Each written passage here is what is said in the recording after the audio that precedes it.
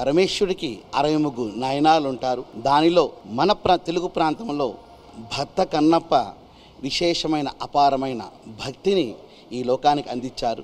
అటువంటి భక్తి కథా చిత్రాన్ని ఇప్పుడున్న సామాజిక వ్యవస్థకి ఒక చక్కటి చిత్రంగా ఒక సాహసమైన నిర్ణయంతో మాననీయ డాక్టర్ మోహన్ బాబు గారు చాలా తెగువతో ధైర్యంతో సమాజానికి శివభక్తిని అందించాలి, నాస్తికత్వంతోనూ మూఢత్వంతోనూ ఉన్నవారికి కనులు తెరిపించాలి అంటూ ఆ కన్నప్ప సినిమాని తీయటం ఇది అద్భుతం, పరమాద్భుతం. ఈ భక్త కన్నప్ప మా కళ్ళని చెమరచార్చర్ చేసింది, శివభక్తిని మరింతగా వచ్చేట్టు చేసింది. ప్రతి ఒక్కరూ కూడా ఇటువంటి సినిమాల్ని ఆదరించాలి.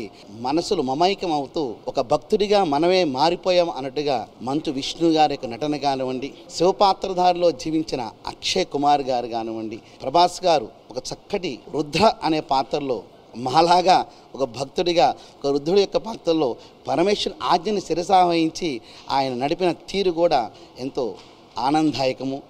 మంచు విష్ణు గారు ఇటువంటి చక్కటి పాత్రను పోషించి కన్నప్ప పాత్రలో మెరిపించి మనందరినీ మురిపించిన ఆ కుటుంబం శివపార్వతులకు సంపూర్ణ అనుగ్రహంతో వర్ధిల్లాలని మనసా వాచ కర్మణ కోరుకుంటూ ఓం నమ శివాయ. సమాజంలో నాదే ఎక్కువ, నేనే ఎక్కువ అనేటువంటి అందరినీ కూడా ఆయన ముందు ఏది ఎక్కువ కాదు అనేటువంటి నిరూపణ ఈ చిత్రం ద్వారా అందరికీ తెలియజేశారు. మేమెవరిని కూడా ఫలానా యాక్టర్గా ఎక్కడా చూడలేదు. ఆ కన్నప్పనే చూసినంతసేపు కళ్ళారా చూసాం, మనసారా చూసాము, మైమరిచిపోయి కళ్ళ నీళ్ల ఆనంద బాష్పాలతో ఆ కన్నప్పని ఆ శివయ్యని ఇక్కడ సాక్షాత్కరింపజేసుకునేట్టుగా ఈ సన్నివేశాలన్నీ బాగా ఉన్నాయి. భక్త కన్నప్ప తన కళ్ళు పరమాత్ముడికిచ్చి పరమాత్ముడి కళ్ళు తాను పొందినప్పుడే శివైక్యం చెందాడు. మనం కూడా ఆ కళ్ళను తెచ్చుకుంటే అంతా శుభమే, అంతా శివమయం.